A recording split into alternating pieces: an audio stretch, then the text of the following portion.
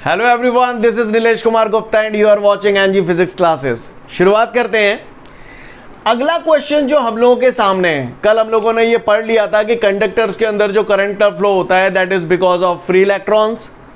Electrolyte या cell के अंदर जो करंट का फ्लो होता है that is because of positive ions and negative ions.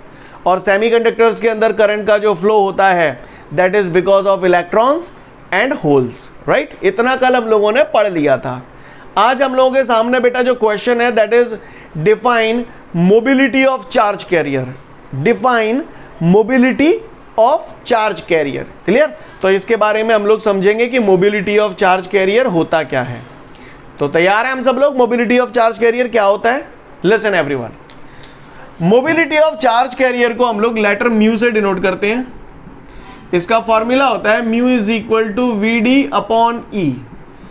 This is the formula for mobility of charge carrier. Clear? Again I repeat, mu यहां पर क्या है? Mobility of the charge career.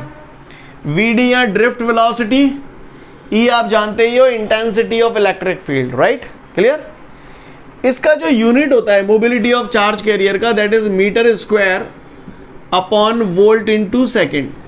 किसी ने पूछा मोबिलिटी ऑफ चार्ज कैरियर का unit क्या होता है, तो metre square upon volt into second. अब ये कैसे आई वो मैं अभी आपको 2 मिनट बाद बताऊंगा कि कैसे आया ये यूनिट। ठीक है ना? क्लियर? आगे बढ़ते हैं, ध्यान से सुनिएगा सभी लोग, और आप लोग अच्छे से जानते भी हैं इस बात को। ये देखिए जरा ध्यान से, कल आप लोग बड़ा ऐसा पिक्चर बनाते थे बार बार, इसमें एक कंडक्टर बनाते थे, है ना, और यहाँ पर आप एक सेल लगा देते थे। सेल में ये पॉजिटिव है ये नेगेटिव है, तो आप बोलते थे इलेक्ट्रिक फील्ड की डायरेक्शन ऐसे है, ऐसे बोलते थे आप लोग। बोलो भैया, बोलते थे कि नहीं बोलते थे? और आप बोलते थे कंडक्टर छोटे छोटे एटम से मिलकर बना हुआ है, तो भैया छोटे छोटे एटम भी बना दिए मैंने यहाँ पे, पॉजिटिव नेगेटिव, ये सब समझ में आता है ना आप लोगों को? सब में पॉजिटिव इधर और नेगेटिव इधर क्यों बने हैं समझ में आता है? ये सब बता चुका हूँ मैं आपको पिछले वीडियो में, है ना। अब आप बताओ मुझे, ये जो नेगेटिव चार्ज है वो किस तरफ जाएगा? आप बताओ जरा मुझे। कल बताया था मैंने आपको, इस तरफ जाएगा। वेरी गुड, आप अच्छे बच्चे हो। क्लियर? ये नेगेटिव चार्ज जो है वो इस तरफ जाएगा। यहां पर ये जो नेगेटिव चार्ज है वो है क्या? Free electrons. क्या है वो? Free electrons. सही बोल रहा हूं? आपने पढ़ा था नोट में, कंडक्टर्स के अंदर जो करंट का फ्लो होता है वो फ्री इलेक्ट्रॉन्स की वजह से होता है। तो यहां पर चार्ज कैरियर, चार्ज को एक जगह से दूसरी जगह ले जाने वाले कौन है? इलेक्ट्रॉन्स। क्लियर? कंडक्टर्स में चार्ज कैरियर जो होते हैं वो इलेक्ट्रॉन्स होते हैं, फ्री इलेक्ट्रॉन्स। क्लियर? और सुने, जैसे कंडक्टर के अंदर चार्ज कैरियर फ्री इलेक्ट्रॉन्स होते हैं, वैसे ही इलेक्ट्रोलाइट या सेल के अंदर चार्ज कैरियर होते हैं positive ions and negative ions. Right? और सेमीकंडक्टर के अंदर जो करंट फ्लो होता है that is because of electrons and holes. तो इलेक्ट्रॉन्स और होल्स क्या है? इलेक्ट्रॉन्स एंड होल्स क्या है? वो भी चार्ज कैरियर है। समझ में आ रही है? ये सब चार्ज कैरियर कहलाते हैं, जो चार्ज को एक जगह से दूसरी जगह ट्रांसफर करते हैं। यानी करंट जिसकी वजह से फ्लो होता है ना, वो सारी चीजें चार्ज कैरियर होती हैं। समझ में आ रही है बात? कंडक्टर में इलेक्ट्रॉन चार्ज कैरियर हो गए, सेमीकंडक्टर में इलेक्ट्रॉन और होल चार्ज कैरियर हो गए, और जो इलेक्ट्रोलाइट होते हैं, सेल्स होते हैं, उनमें पॉजिटिव आयंस और नेगेटिव आयंस चार्ज कैरियर हो गए। क्या आपको मेरी बात समझ में आई बेटा यहां तक सभी को? किसी को कोई दिक्कत? तो चार्ज कैरियर समझते क्या होते हैं? यहां पर चार्ज कैरियर कौन है by the way? Free electron. सही बोल रहा हूं, है ना? अच्छी बात है। मुझे मोबिलिटी ऑफ चार्ज कैरियर की डेफिनेशन बनानी है, तो किसी भी डेफिनेशन को बनाना आपके बाएं हाथ का खेल है। जब भी आप किसी डेफिनेशन को बनाते हो आप चीजों को 1 1 1 मान लिया करते हो। सही बोल रहा हूं? तो यहां पर मैंने इंटेंसिटी ऑफ इलेक्ट्रिक फील्ड जो है वो 1 मान ली, 1 न्यूटन पर कूलम। राइट?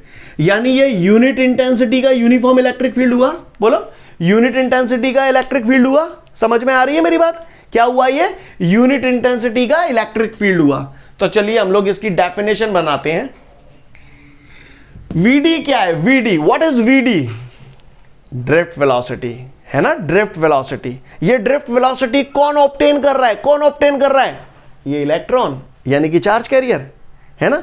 ये charge carrier drift velocity obtain कर रहा है। कब ऑब्टेन कर रहा है? जब इसे इलेक्ट्रिक फील्ड में रखा गया है। जब इसे इलेक्ट्रिक फील्ड में रखा गया है। कैसी electric field? Unit electric field, unit intensity का इलेक्ट्रिक फील्ड। समझ में आ रही है बात? लिसन एवरीवन, किसी पट्टे ने अगर मुझसे पूछ लिया what is the mobility of the charge career, तो मैं उसे बोलूंगा द ड्रिफ्ट वेलोसिटी। एक मिनट और, E बराबर 1 आया तो मैं E की जगह 1 रखूंगा, तो ये नजारा ऐसा हो जाएगा mu is equal to V D upon 1। Sorry mu is equal to V D upon 1। बात समझ में आई सभी को कि नहीं आई भैया, बताओ मुझे। तो मैं डेफिनेशन बोल रहा हूं, फिंगर पे फोकस करना, क्लियर, फिंगर पे फोकस करना। The drift velocity obtained by the charge career. Drift velocity कौन ऑब्टेन कर रहा है? चार्ज कैरियर ही तो ऑब्टेन कर रहा है ना। तो drift velocity obtained by the charge carrier per unit electric field is called mobility of the charge career. समझ में आई बात? Clear. Again I repeat, the drift velocity obtained by the charge carrier per unit electric field is called mobility of the charge career. उम्मीद करता हूं आप लोग मेरी बात को समझ गए होंगे। Again I repeat last time, the drift velocity obtained by the charge carrier per unit electric field is called mobility of the charge carrier. Scene clear है भैया सभी को? आगे बढ़ो। ओके अगर आपको मेरी ये बात समझ में आ गई है, सभी को ये बात समझ में आ गई है कि ये क्या होता है mobility of the charge career, तो आगे की बात करता हूं, ध्यान से सुनिएगा सभी लोग, ठीक है। मैंने mobility of the charge carrier का यूनिट लिखा है यहां पर metre square upon volt into second. तो ये यूनिट कैसे आया ये मैं आप लोगों को समझाने की कोशिश कर रहा हूं, आप लोग ध्यान दीजिएगा सभी लोग, ठीक है ना। तो देखते हैं हम लोग ये यूनिट कैसे आया। सब लोग इधर देखेंगे ध्यान से। Mu is equal to V D upon E, ठीक है भैया, वी डी अपॉन ई, ये हमने पढ़ा अभी 2 मिनट पहले। सही जा रहा हूं मैं? वी डी क्या है जरा आप लोग बताओ मुझे, वी डी क्या है? Drift velocity. वेलोसिटी मीटर पर सेकंड में नापी जाती है कि नहीं नापी जाती? तो वेलोसिटी का यूनिट हो गया हमारा मीटर पर सेकंड, ड्रिफ्ट वेलोसिटी का यूनिट हो गया मीटर पर second, divided by intensity of electric field.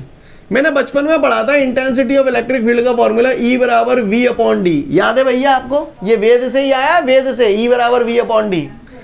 अच्छी बात है। तो भैया गौर से देखो, E की जगह V अपॉन डी, तो E बराबर V पोटेंशियल है, पोटेंशियल की यूनिट वोल्ट होती है, D डिस्टेंस है, डिस्टेंस की यूनिट मीटर होती है। तो इंटेंसिटी ऑफ इलेक्ट्रिक फील्ड का यूनिट वोल्ट पर मीटर आ गया। वोल्ट मीटर कैसे आ गया आपको समझ में आया बेटा? तो मैंने यहाँ पर E की जगह क्या चमका दिया? वोल्ट पर मीटर, ठीक है।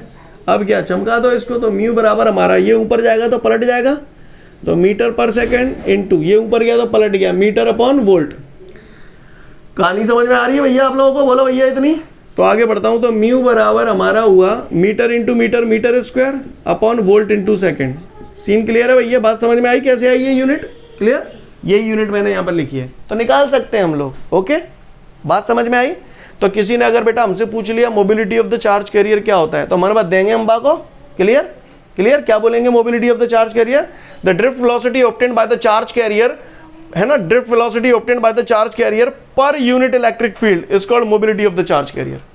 उम्मीद करता हूं आप लोग समझ गए होंगे, फटाफट पढ़ लो इसे। अब यहां पर मैं कुछ खास बात आपको बताने जा रहा हूं, ध्यान से देखिएगा आप लोग। मोबिलिटी ऑफ चार्ज कैरियर का फॉर्मूला हमारे सामने रखा हुआ है, mu is equal to V D upon E, है ना, mu is equal to V D upon E. तो बढ़ते हैं आगे। इसमें मैंने पढ़ लिया भैया कि ड्रिफ्ट वेलोसिटी का फॉर्मूला होता है mu is equal to V D upon E, ठीक है। अब भैया अलग अलग जगहों पे चार्ज कैरियर अलग अलग होते हैं। कंडक्टर में चार्ज कैरियर इलेक्ट्रॉन होते हैं, सेमीकंडक्टर में चार्ज कैरियर इलेक्ट्रॉन्स भी होते हैं और होल्स भी होते हैं। ये सब बता दिया था ना मैंने आपको, है ना। अब सपोज करो मुझे सेमीकंडक्टर के लिए बात करनी है, तो सेमीकंडक्टर में इलेक्ट्रॉन भी होते हैं और होल्स भी होते हैं, तो उनकी मोबिलिटी निकालते हैं। तो इस फॉर्मूले को ऐसे भी लिख सकता हूँ, मोबिलिटी ऑफ इलेक्ट्रॉन, सफिक्स में ये लगा दिया, नहीं, मोबिलिटी ऑफ इलेक्ट्रॉन। और अब मुझे ड्रिफ्ट वेलोसिटी इलेक्ट्रॉन की लिखनी है, तो या तो मैं ऐसे लिखूं ड्रिफ्ट वेलोसिटी इलेक्ट्रॉन की, या तो ऐसे लिखूं। लेकिन ये लिखना थोड़ा हैक्टिक होगा, है ना, थोड़ा लिख तो सकते हैं लेकिन प्रॉब्लमेटिक होगा, इसलिए हम लोग सिंपल उसे VE लिख देते हैं, यानी this is the drift velocity of electron divided by E। कहानी समझ में आई बात आपको? क्लियर। इसी तरीके से होल्स की मोबिलिटी अगर हमको निकालनी है, तो ये फॉर्मूला कैसे लिखेंगे? Mu H, mobility of holes is equal to drift velocity of holes divided by electric field. क्या मैं उम्मीद करूं आपको मेरी बात समझ में आई बेटा सभी को, है ना। तो देख लो अगला नोट, इसके बाद यही लिखा हुआ है, समझ जाओगे। इसके बाद बेटा हम लोग के सामने जो अगला क्वेश्चन आ रहा है वो बोल रहा है, for metallic conductor drive the relation between current and mobility of electrons, है ना। मेटेलिक कंडक्टर्स के लिए करंट और मोबिलिटी ऑफ इलेक्ट्रॉन्स के बीच में रिलेशन डेवलप करने के लिए कह रहा है ना। तो देखिए भैया मैं ज़्यादा पढ़ा लिखा नहीं हूँ, लेकिन मैंने इतना जाना है कि करंट का जो फॉर्मूला होता है I बराबर NEAVD, याद है भैया, कल परसों हमने ये फॉर्मूला ड्राइव, कल परसों, परसों का है के लिए कल ही करो तो, कल ही करो तो, क्लियर। आई बराबर एन ई वी डी। तो वो कह रहा है कंडक्टर्स में इलेक्ट्रॉन्स के लिए करंट और मोबिलिटी ऑफ चार्ज कैरियर में रिलेशन डेवलप कर रहे हैं। तो भैया कंडक्टर में इलेक्ट्रॉन होते हैं, तो यहाँ ड्रिफ्ट वेलोसिटी किसकी लोगे, इलेक्ट्रॉन की लोगे। तो इसको वी की जगह ऐसे लिख दूं वीई, यहाँ पर वीई हो गया ड्रिफ्ट वेलोसिटी ऑफ इलेक्ट्रॉन। क्या आपको मेरी बात समझ में आई बेटा कि नहीं आई? अभी नोट में बताया था ना मैंने, यही बात तो बताई थी। अच्छी बात है, आप महान हैं। मैंने अभी 2 मिनट पहले एक रिलेशन पढ़ा था मोबिलिटी ऑफ चार्ज कैरियर। तो म्यू बराबर आपने बोला था वी डी अपॉन ई, लेकिन मुझे मोबिलिटी ऑफ इलेक्ट्रॉन अगर निकालनी है तो इसे ऐसे लिखेंगे म्यू ई बराबर वी ई अपॉन ई। अभी आपने बताया था 2 मिनट पहले, मुझे सही बोल रहा हूं ना? अगर ये बात आपको क्लियर है तो क्रॉस मल्टीप्लाई कर दूंगा तो वी ई बराबर क्या आ जाएगा बेटा हमारा, म्यू ई इंटू ई। बात समझ में आई? तो रख दो अब कहो, एन ई है तो बेसो की बेसो, वी ई की जगह म्यू ई इंटू ई। सीन क्लियर है? तो ये हमारा रिलेशन आ गया, करंट आ गया इसमें और mobility of the electrons. Scene clear है? बात समझ में आ रही है? हमारा पर्पस सॉल्व हो गया। समझ में आई बात? कर पाओगे? देख लो फटाफट अगला डेरिवेशन। नेक्स्ट क्वेश्चन बेटा हमसे वो बोल रहा है drive the Ohm's law on the basis of free electron model. Drive the Ohm's law on the basis of free electron model. तो करें भैया शुरुआत है, ओम्स लॉ को प्रूव करें। इससे पहले कि मैं ओम्स लॉ को प्रूव करूं, मैंने तो 9th-10th में पढ़ लिया है ओम्स लॉ, मैं तो जानता हूं पहले से। जानता हूं कि नहीं जानता? मैंने ये पढ़ा था ओम्स लॉ में, V is equal to I R. क्या हम लोग वाकिफ है इस फॉर्मूले से? बोलो बेटा, क्लियर? ऐसा हम लोग जानते हैं, है ना? आपने ऐसे पढ़ा था, potential difference applied across the ends of the conductor is directly proportional to the current flowing in it. याद आ रहा है? फिर आप प्रोपोर्शनल हटाते थे तो कांस्टेंट आता था, तो V बराबर आई आर। आप बोलते थे R is the proportionality constant known as resistance of the conductor, ऐसे बोलते थे। याद है आपको? बोलो भैया, याद है या नहीं है? याद है ना? बोलो। यही तो था ओम्स लॉ, V बराबर आई आर, वीर। क्या? वीर। V बराबर आई आर। याद रहेगा फॉर्मूला वीर? मैं जब भी वीर बोलूं आपके दिमाग में घंटी बजनी चाहिए, V बराबर आई आर। क्लियर? और अगर I को नीचे ले आऊंगा तो R बराबर क्या हो जाएगा, रवि। R बराबर V अपॉन आई। क्लियर? तो फॉर्मूला याद रखना, वीर या फिर रवि। रवि वीर है, R बराबर V अपॉन आई, V बराबर आई आर। कहीं और रवि तो बिल्कुल छाती चौड़ी है गई होगी इनकी। आगे बढ़ो आगे बढ़ते हैं। तो खैर जो भी है, तो कह रहा है drive the Ohm's law on the basis of free electron model. तो चलिए शुरुआत करते हैं और आगे की बात करते हैं। आओ देखते हैं। ज्यादा नहीं जानता, लेकिन मैंने रुको, जानता कैसे नहीं, ज्यादा जानता। V बराबर I R, R proportionality constant है, ये तो जानते हो ना, R कांस्टेंट है। जब आप नन्हे मुन्ने बच्चे थे, जब आप नैने थे, 9th-10th में पढ़ा करते थे, तो आपको ऐसे ही सिखा दिया था, potential difference applied across the ends of the conductor is directly proportional to the current flowing in it. फिर प्रोपोर्शनल हटा के कह देते थे कांस्टेंट आ जाता है, ऐसे R लगा देते हैं। तो कहीं बात तुम्हारे दिमाग को दही है, बोले कहा यार ऐसे कछू हटा दो, कछू लगा दो, जैसे कैसे होता है ना। तो कुछ चीज़ें क्या होती हैं बेटा, जहाँ पर भी इस टाइप के क्वेश्चन होते हैं वहाँ कुछ ना कुछ चीज़ें हिडन होती हैं जो उस समय पे बच्चों को नहीं बताई जाती। समझ में आ रही है? उसे छुपा कर रख देते हैं, क्योंकि बच्चा उतना परिपक्व नहीं होता है उन चीज़ों को समझने के लिए। समझ में आ रही है बात? कहीं ऐसा तो नहीं है कि आप परिपक्व का मतलब ही नहीं समझते हो? अब तो आप पके हुए हैं पूरे तरीके से, तो परिपक्व समझते हैं ना। क्लियर है ना? तो क्या होता है, जब आपको 10th में पढ़ाया गया था ना, तो ज़्यादा डिटेल में नहीं बताया गया, बस शॉर्ट में चिपका दिया, potential difference applied across the ends of the conductor is directly proportional to the current flowing in it. Right? और आप लोग समझ भी गए, आपको आदत पड़ गई है, जब भी प्रोपोर्शनल हटाते हो तो कांस्टेंट आता है। राइट? लेकिन आपको बता दूं, जहां पर भी ऐसे प्रोपोर्शनल हटा के कांस्टेंट लगाते हैं, वहां जरूर कुछ ना कुछ पीछे हिडन है जो आपको बताया नहीं गया है। फिल्म दुबका के रखिए थोड़ी सी। समझ में आ रही है बात? क्लियर? तो आज वो दुबके हुए पर्दे खुल जाएंगे। क्लियर? आज हम ओम्स लॉ को और डिटेल में समझेंगे। ठीक है? आज बताते हैं वो जो R कांस्टेंट है उसके अंदर क्या क्या छुपा हुआ है। क्लियर? हटा दे पर्दा, चलो आ जाओ, आओ। तो इस पर्दे को हटाने के लिए सबसे पहले हमें एक कंडक्टर बनाना पड़ेगा। बढ़िया सुंदर सा हमने एक कंडक्टर बनाया, फर्स्ट क्लास। ठीक है भाई, ये कंडक्टर है, ये मैंने सेल जोड़ दिया। ठीक है जी, और ये पॉजिटिव है, ये नेगेटिव है, तो इसका मतलब इलेक्ट्रिक फील्ड की डायरेक्शन पॉजिटिव टू नेगेटिव ऐसे हो गई। छोटे छोटे एटम हैं, ये मैंने छोटे छोटे एटम बना दिए, ये पॉजिटिव नेगेटिव। सही बोल रहा हूँ मैं? बोले मैंने कुछ गलत कह दी लाला रे? आई थिंक मेरे ख्याल से ये this is the length of the conductor. सही बोल रहा हूँ ना? This is the length of the conductor. And what about this? This is the area of cross section of the conductor. Area of cross section मैंने जहीं में लिख दी, ये ए दिख रही है तो मैं area of cross section A लिखी भाई। ठीक है, अच्छी बात है। अब मुझे ओम्स लॉ प्रूव करना है, यानी मुझे लास्ट में लाके V बराबर आई आर लाना है, V बराबर आई आर लाना है। ठीक है, तो चलिए करते हैं शुरुआत। पहले आप मुझे एक बात बताओ, इतना पढ़ लिख गए, रोज बता रहा हूं, रोज चिल्ला रहा हूं, ये जो इलेक्ट्रॉन है ये किधर की तरफ जाएगा? ऐसे जाएगा, ऐसे, है ना? क्योंकि इलेक्ट्रॉन पे जो फोर्स लगेगा वो इलेक्ट्रिक फील्ड के अपोजिट डायरेक्शन में लगेगा। ठीक है, को बता देगो जालंग जागो, क्योंकि जालंग फोर्स लग रहा है जहां पे इलेक्ट्रिक फील्ड के अपोजिट डायरेक्शन में लग रहा है, जो तो को बता देगो, लेकिन फोर्स लग कितने रहा है? लग कितने रहा है? हाँ, कोई clear? F is equal to Q E, यही कहना चाहते थे। कितना फोर्स लग रहा है इस पे? Q E. तो E तो मैंने ये रख दिया Q, तो चूंकि ये फोर्स इलेक्ट्रॉन पे लग रहा है तो इलेक्ट्रॉन का चार्ज रख दूं Q की जगह E, F बराबर ई। बोलो भैया, सीन क्लियर है? अच्छा यार, मैंने बचपन में सुना था force is equal to mass into acceleration. जे वही है जो पिछले चैप्टर में एक ओटिया हो तो मैचिंग में मैंने करा हो तो साइड में मैंने कही यदि चैप्टर 3 में मिलेगा वो यही कहानी है। फोर्स इज इक्वल टू होता है मास इनटू एक्सेलरेशन, और जे भैंसों की भैंसों, तो A बराबर तिहाई है गई E अपॉन M। यहां तक बात समझ में आई भैया? इक्वेशन नंबर 1 क्लियर है? यानी ये जो पार्टिकल, ये जो इलेक्ट्रॉन यहां पर मूव कर रहा है, इसका एक्सेलरेशन आ गया A बराबर E अपॉन M। यहां तक किसी को कोई दिक्कत? बोलो भैया, सीन क्लियर है? आगे बढ़ जाऊं?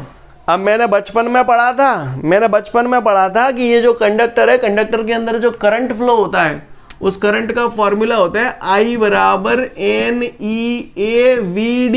बोलो भैया, होता है कि नहीं होता? I बराबर NEAVD। अच्छी बात है, आप महान हैं। तो I बराबर, गौर से देखिएगा, NEAVD क्या है? ड्रिफ्ट वेलोसिटी है।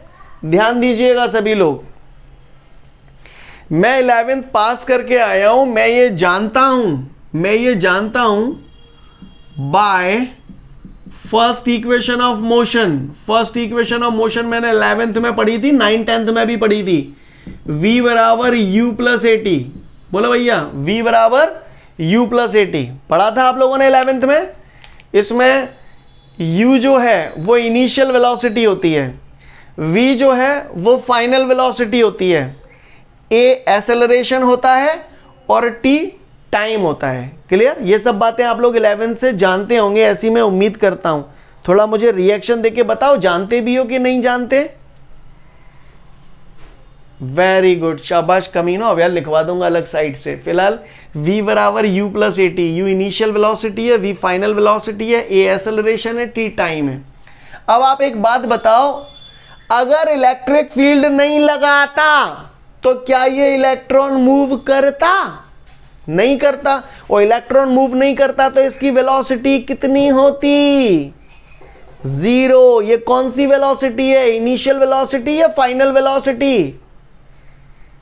Initial velocity. इनिशियल यानी स्टार्टिंग वेलोसिटी। इलेक्ट्रिक फील्ड, अगर इलेक्ट्रिक फील्ड लगता ही नहीं तो ये काय को मूव करते हो, तो वेलोसिटी कितनी होगी? 0 हो गई इनिशियल वेलोसिटी। समझ में आई बात? तो इनिशियल वेलोसिटी होगी 0 प्लस A हो गया एक्सेलरेशन। ठीक है, अच्छा, जैसे ही आपने इलेक्ट्रिक फील्ड अप्लाई कर दिया तो ये भजन लगा, इलेक्ट्रॉन भजन लगा, तो जितनी वेलोसिटी से ये भगने लगा उसी को हम लोग बोल देते हैं ड्रिफ्ट वेलोसिटी। ये फाइनल वेलोसिटी हो गई। तो फाइनल वेलोसिटी V की जगह मैंने लिख दिया बेटा ड्रिफ्ट वेलोसिटी। क्या ये बात समझ में आ रही है? अब बात आती है टाइम की। तो माइंड इट, ध्यान देना, मैं यहां पर एक और एटम जोड़ देता हूं जिससे थोड़ा समझने में और आसानी होगी आपको। तो गौर से देखिए आप लोग, है ना। अब मुझे टाइम चाहिए, तो आप गौर से देखिए, जैसे ही आपने ये इलेक्ट्रिक फील्ड लगाया, ये वाला इलेक्ट्रॉन जो होगा वो इधर की तरफ भगेगा तो इससे टकराएगा। ये वाला जो इलेक्ट्रॉन होगा वो इस बगल वाले से टकराएगा, ऐसे ये जो होगा वो अगले बगल वाले से टकराएगा। टकराएगा नहीं टकराएगा, और जब टकराएगा तो खूब जोर जोर से टकराएगा। क्लियर है ना? तो जब ये टकराएगा तो ध्यान दीजिएगा, ये इलेक्ट्रॉन इससे टकरा रहा है, फिर ये इलेक्ट्रॉन इससे टकरा रहा है, तो दो लगातार टक्करों के बीच में जो समय लगता है that time is called relaxation time. कौन सा टाइम बोलते हैं हम लोग इसे? Relaxation time. Clear? The time taken between two consecutive collisions is called relaxation time. Clear? Relaxation time is denoted by the letter tau. Clear? तो time को मैंने ये टाउ लिखा है। फिर से बोल रहा हूं, इलेक्ट्रॉनों की दो लगातार टक्करों के बीच में जो टाइम लगता है that is called relaxation time. ये इलेक्ट्रॉन है, यहां से यहां जाएगा तो इससे टकराएगा, ऐसे ये वाला इलेक्ट्रॉन इससे टकराएगा, तो दो लगातार टक्करों के बीच का जो टाइम लग रहा है, समझ में आ रही है बात? दो लगातार टक्कर, जैसे इस इलेक्ट्रॉन पे फोकस करो, कोई ना कोई इसके पीछे जो एटम होगा उसने आके जहाँ धक्का लगा होगा तो पहली टक्कर जी आ गई और दूसरी टक्कर जी जाते कर रहा हो, तो ये प्रोसेस के बीच में जो टाइम लग रहा है that time is called relaxation time. बात समझ में आई सभी को? क्लियर है? और रिलैक्सेशन टाइम को हम लोग लेटर टाउ से डिनोट करते हैं। तो क्या मैं उम्मीद करूं ये बात आप लोग समझ गए? तो फाइनली हमारा वीडी बराबर क्या आ गया बेटा? वीडी बराबर साढ़ा आ गया ए टाउ। तो वीडी की जगह मैंने तान दो जहां में ए टाउ। कहा कोई परेशानी? बोलो भैया हो तो बताए। नाने तो फिर आगे बढ़ रहा हूं, देखते जाना। तो आई बराबर बेटा हमारा आ गया, आई बराबर एन ई ए। ठीक है, ए की जगह ये वैल्यू रख दूं बाई इक्वेशन फर्स्ट, ए की वैल्यू ई अपॉन एम, ये ए की जगह रख दिया मैंने, टाउ भैंसों की भैंसों बाई इक्वेशन फर्स्ट। बोलो भैया यहां तक किसी को कोई परेशानी? सीन क्लियर है? चलन दो डील? ठीक है, अगर इतनी बात क्लियर है लाला रे तो आगे आगे देखिए होता है क्या। आई बराबर N E into E square, ठीक है, ए टाउ अपॉन एम। बताओ कमी काय की रह गई है? जहां में कमी काय की, देखो एन है तो एन आ गया, ई इंटू ई स्क्वायर हो गया, ए है तो ए आ गया, टाउ है तो टाउ आ गया, एम है तो एम आ गया। कमी काय की रह गई है बताओ भैया? ई की है ना, ई की कमी रह गई है, कैपिटल ई की। बोलो यही तो रखो, बाकी रह गो है। तो मैंने बचपन में पढ़ी थी फॉर्मूला ई बराबर वी बटे डी, याद है? वेद वाला उसी से ही आया, ई बराबर वी बटे डी। तो यहाँ पर डी डिस्टेंस है, डिस्टेंस की जगह लेंथ लिख सकता हूँ, लेंथ। तो ई बराबर मैंने तान दिया वी अपॉन एल। बात समझ में आ रही है लाला रे? बोलो ई बराबर वी अपॉन एल। तो ई की जगह मैं यहाँ क्या टांग दूँ? V upon L. बोलो भैया ये स्टेप समझ में आया सभी को? समझ में आ गया या नहीं आया? क्लियर? अब अपना मिशन क्या था, अपना टारगेट क्या था? अपना टारगेट था ओम्स लॉ लाना। ओम्स लॉ लाना बोले तो V बराबर आई आर लाना। क्या लाना? V बराबर आई आर। तो देखो भैया V जे आएगा बराबर जे आएगा और I जे आएगा, ठीक है। अब जितनी भी ये कचरा पट्टी बची है, ये कचरा पट्टी की सफाई कर रहा हूं और इधर ला रहा हूं, तो गौर से देखिएगा। I ml को क्रॉस मल्टीप्लाई कर दिया तो ml is equal to V या N E square A tau के नीचे ले आऊं जहां मैं, तो N E square A tau. Clear है? यहां तक बात समझ में आई सभी को? बोलो भैया क्लियर है? आगे बढ़ता हूं। अब देखिए गौर से, V बराबर, तो V बराबर I। अब ये जो टर्म है, इस पूरे को बराबर हमने माना था कांस्टेंट। तो लेट R बराबर M L upon N E square A tau. Clear? तो M L upon N E square A tau को मैंने आर के बराबर मान लिया, तो M L upon N E square A tau की जगह मैंने क्या लिख दिया? आर। समझ में आई बात? क्लियर है सीन? बोलो भैया यहाँ पर ये फॉर्मूला याद तो रहना ही चाहिए, ये भी रहना चाहिए। समझ में आ रही है बात? इसमें भी एक रहस्य छुपा हुआ है, वो समय आएगा 1-2 दिन बाद तब बताऊंगा। तो समझ में आई? V बराबर आई आर। तो आर जो कांस्टेंट होता है, जिसको आप कांस्टेंट बोलते हैं, वो ये चीज है एक्चुअली। समझ में आ रही है बात? ओके, और आगे बढ़ाना है तो आर चूंकि कांस्टेंट है तो कांस्टेंट हटाएंगे तो V प्रोपोर्शनल टू I। समझ में नहीं आई? बोलो भैया सीन क्लियर है? हाँ, कोई दिक्कत? तो this is the Ohm's law on the basis of free electron model. उम्मीद करता हूं आप सब लोग समझ गए होंगे। समझ गए या नहीं समझ गए? क्लियर है? बात समझ में आ रही है सभी को? ठीक है, तो फटाफट देख लो इसे। ठीक है, तो इस हमने देखा Ohm's law on the basis of free electron model. इसके बाद हमारे नोट्सों में एक नोट दिया गया है, उस नोट में क्या दिया है मैं आपको बता दूं।